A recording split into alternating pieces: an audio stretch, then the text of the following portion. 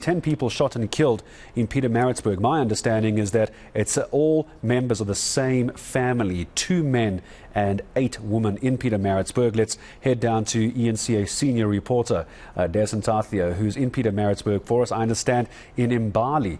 Dasen, hello, good morning. What do you have for us? Gareth, well, apologies for looking slightly distracted. I'm just hearing in the distance what sounds like gunfire in the area.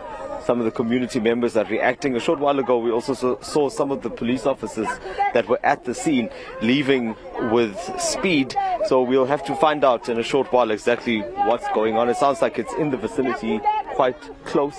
A rapid gunfire that we just heard now. And as you mentioned, we are in Mbali, in Pietermaritzburg. This is the scene of that crime where 10 people were murdered in the early hours of this morning, all of them related. It's not far behind me, just past this cordon tape here and off to the left. That's where the house is, where this family was, and that's where they were also ambushed by those gunmen. There's a bit of context when we talk about this area, Gareth, and that's that the community from here has unfortunately gotten accustomed to constant murders and shootings that take place. It's reflected in the crime stats year in and year out. You always find that this area of Plesisla, under which Mbali falls, is normally always featuring in either the top 3 or top 4 when it comes to crime stats. I'm going to bring in now Brigadier Jay Naika, who's with the SAPS. Brigadier, I know that the Minister will be here shortly, but I think perhaps one of the things that we must look at with urgency is what's happening just a few streets away. Is there any indication when we saw the police officers leaving here about where they may have been going to? Yeah, no, I was in the same situation. As you said, you were setting up when we saw the police vehicles leaving here. So I'm quite sure they're following up on some information, because we had detectives from the Provincial Organised Crime Unit task team. They were here, so I'm sure as they were here, they received some information which they were following up. Okay, no, we'll keep tabs on that. But just to go back to what happened in this house, what are the reports saying about what could be a possible motive and how this family was confronted by those gunmen in the early hours? According to the community, at around 2 o'clock this morning, there was load shedding in the area and they heard gunshots. So they did the right thing by calling the Plesisla police immediately. And fortunately, the Plesisla police station is not too far away, and the police officers immediately responded. They managed to locate the house even in the dark. When they got here, the gunmen had fled. When they got into the house, they found the bodies of 10 people. They ranged from about 15 years old till about 63 years of age. 7 of them were females and 3 were males.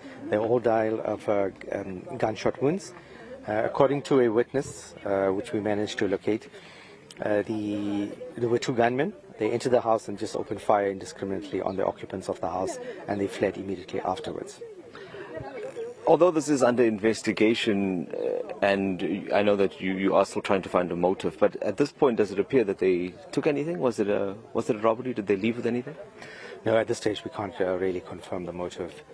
We know I don't think anything was taken, but I'm speaking out of correction.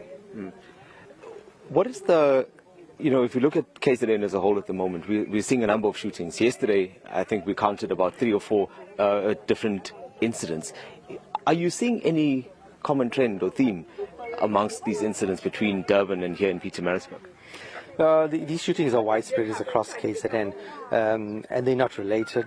The motives are always different, but I think it's a much bigger social problem, and it's not something that the police alone can tackle. So there will be other departments that come on board, because people are killed for many reasons, and most of them arising out of disputes, whether it's personal, business related, and what have you. And we can't have a situation where people are just killed. Just over, as I said, disputes in some cases, and sometimes business rivalry. Although there have been a number of murders here in Plesisla, I don't think it's something that should ever be normalized. But when we're talking about this area specifically, do we have any idea what drives the shootings and the violence that we see here? There are a number of motives. When you analyze a crime, as I indicate, there will be a number of motives. Family disputes, as I said, business rivalry. There was even a lot of domestic. Some of them are not domestic related. So the motives vary. Thank you very much, Brigadier Jay Naika there, Gareth, and we'll definitely keep tabs on what is taking place in the area. We'll try to find out the source of that gunfire that we heard a short while ago and the response from police officers. As I did mention here during that interview that the police minister, Bheki Cele, will be on his way. I believe that he has landed, so he just needs to make his way here to the crime scene. He will be with the National Commissioner as well, and perhaps we'll be able to get a broader update on exactly what is taking place in the province. A number of shooting incidents between yesterday and today, but beyond that, there have also been several over the past few months as well, and it's really concerning for anyone that's living in this province.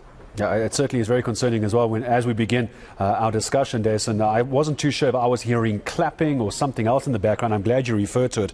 What you think is live gunfire going off in the background, automatic gunfire, not too far from where you are. So I'll leave you to look at that in a moment. Just remind me, in case I got the numbers wrong, just want to make sure we're giving viewers the latest information. 7 females and 3 males. That's what I understood that to be. Is that correct? That's correct. The initial reports, I think the information was a bit sketchy at the time, indicated that there could have been 8 females, but we have a confirmation now that it is 7 females of the 10 people that were affected. It's obviously left this community in shock. These were people that lived and interacted with everyone here. That's why you're also seeing a number of people, Gareth, that are on the side of the street. It's attracted a huge police presence as well, because now obviously the urgent matter is to deal with who these gunmen were. But right now, those are the numbers we have, and we'll be getting further updates on more about this family and what may have been behind the shooting as the day progresses and as these investigators continue to uncover more information. Absolutely. And as you say, the police minister, you understand, has landed in the area. No doubt it's going to make his way to your part of Pietermaritzburg very shortly. I'm sure we'll come back to you once he is there. Maybe you'll be able to find out from him directly what he's going to do about this. eNCA senior reporter Dasen Thathiah for us in Pietermaritzburg.